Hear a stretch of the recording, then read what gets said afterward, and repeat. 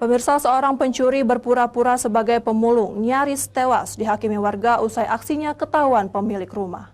Beruntung pelaku yang sudah diikat warga di tiang diamankan polisi.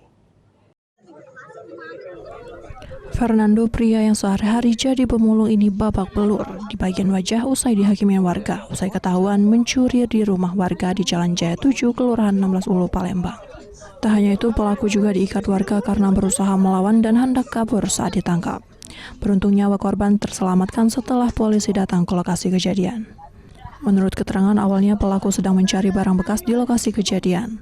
Melihat kondisi rumah korban yang sepi dan tak terkunci, pelaku kemudian masuk ke rumah korban dan mengambil barang berharga. Tidak sampai di situ, pelaku juga melakukan pencurian di rumah warga lainnya dengan cara merusak jendela. Pemilik rumah yang kebetulan pulang bekerja memergoki pelaku dan menangkapnya. Dari tangan pelaku, warga mendapatkan senjata tajam jenis pedang dan celurit.